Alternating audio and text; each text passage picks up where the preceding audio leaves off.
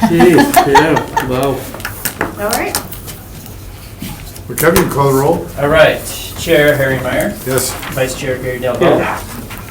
Yeah. All right, Jim Boomrick has to be excused, Alderman Joe Moore has to be excused, Melanie Parma, Here. Matt Schuler. Here. And Tom Weber has to be excused. As for motion then to approve the agenda as sent out to all of us? So moved. Or second? Who's? Matt and Melanie. Melanie? Those in favor say aye. Aye. Opposed, carried. New business.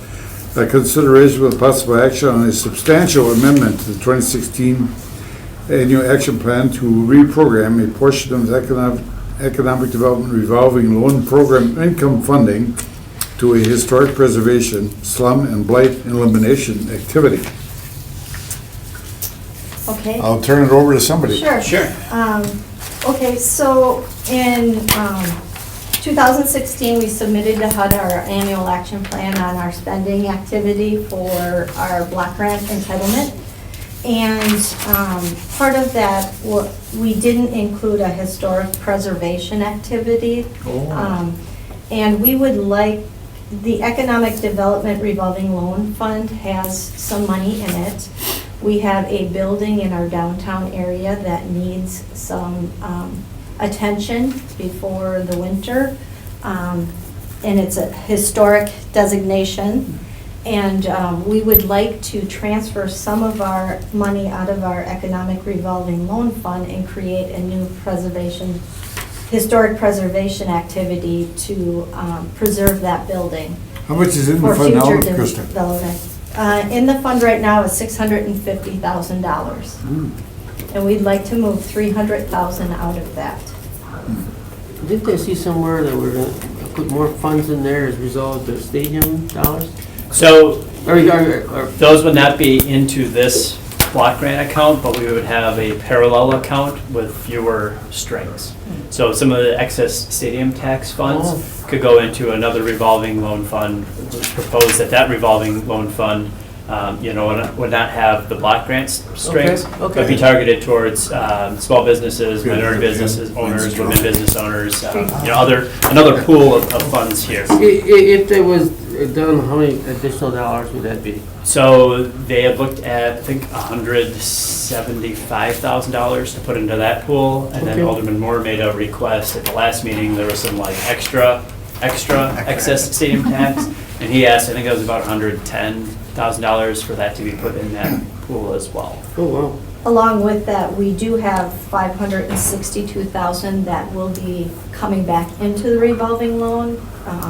Businesses that have loans right now Yep. that are paying monthly. Yep. So it won't be That's all over put a in couple there, years. that's over time. Yeah. Yes, that's over time, over a 10-year period. But we do have money revolving and going back into that account monthly.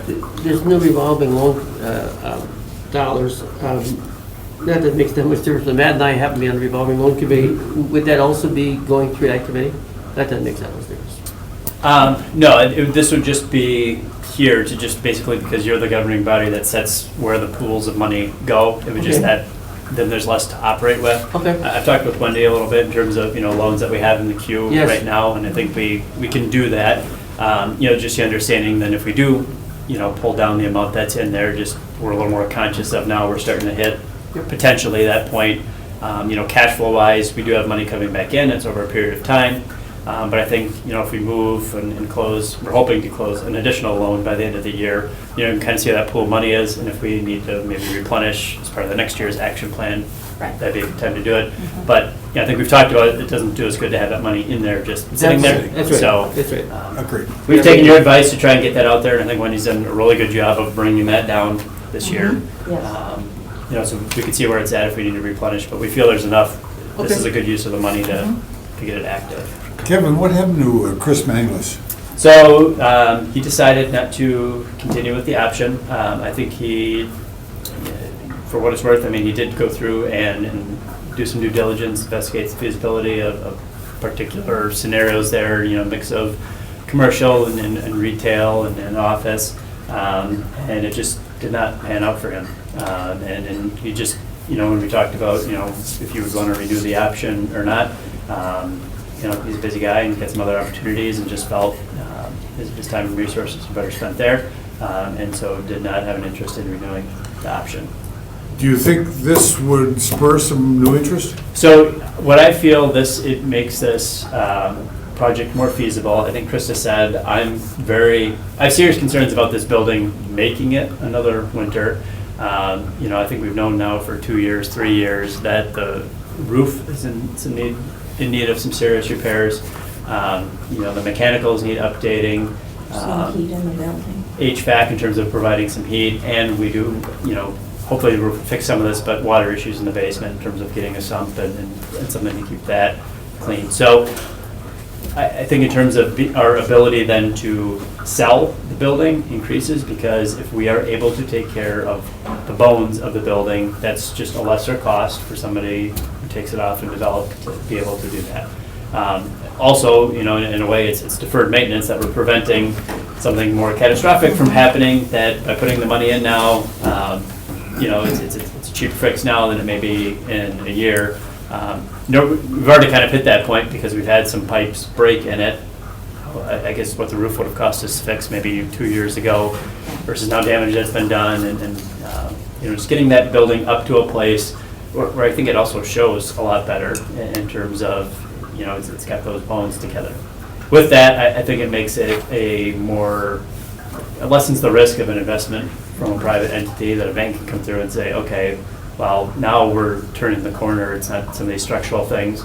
And I think part of that goes back to, before doing this is having an architect go through and do a structural analysis of here's really what needs to be done.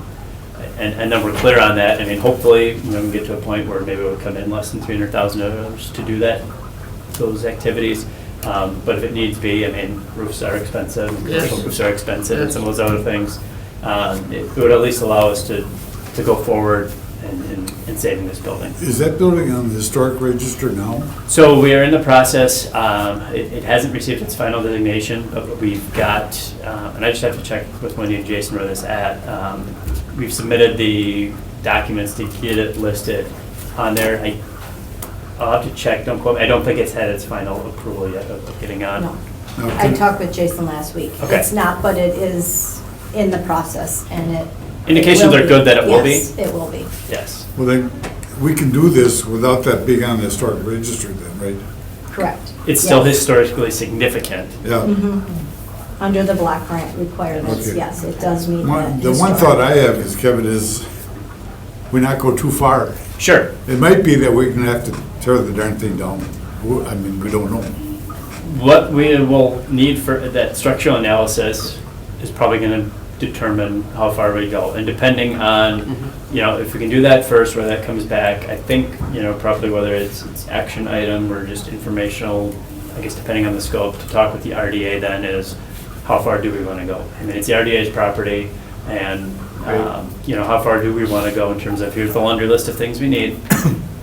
Some discussion about what do we need really, or what's the best return on the investment, and what could we, defer. My biggest thing is, if it's a historic structure, what's the bare bones things that we need to do to make sure that we're not getting to a spot where we have to tear down the building? Is there any likelihood that Manglis, if we did this, would come back? Perhaps. We actually have another developer who, while Manglis had the option, expressed some interest in this property. We do now? Yes, we do now, Oh. and basically said we have to wait for our current option to expire. Now, when is that? What's that? When does it expire? It already expired. What is? Yep, it expired at the end of September. See, I So- thought it was the end of October. Nope. So. Nope, at the end, it expired at the end of, when we were talking about lining up the September RDA meeting, do you want to extend the option or not? He just said, no.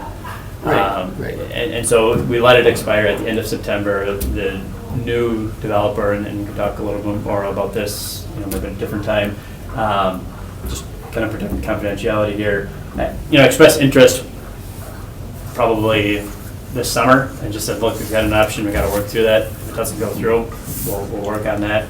I would like to do this, independent of that interest, because I feel, again, once we do that, it ups our competitiveness for the property in terms of, Right.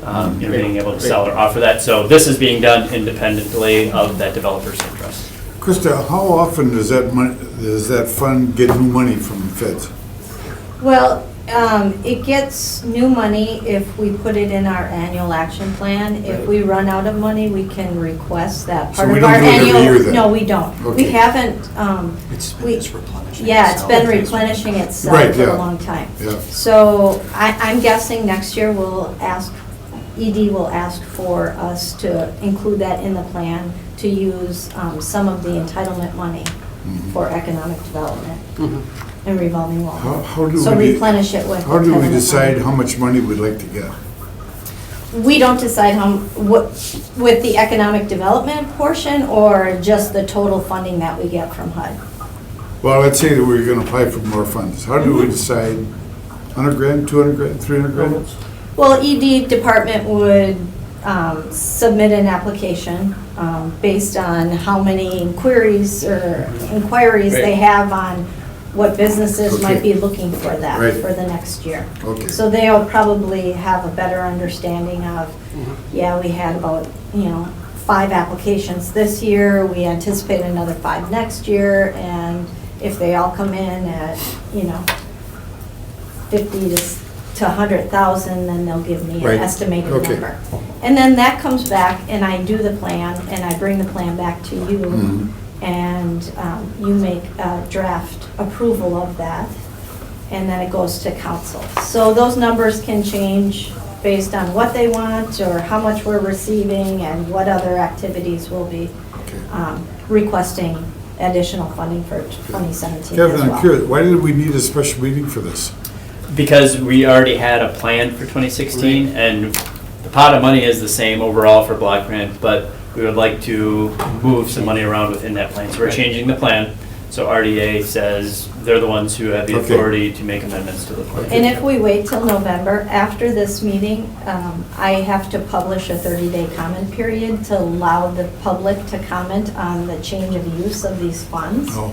When you approve that, the we have a citizen participation plan, and part of that is they get an opportunity to make comments or have any input in how we change this plan.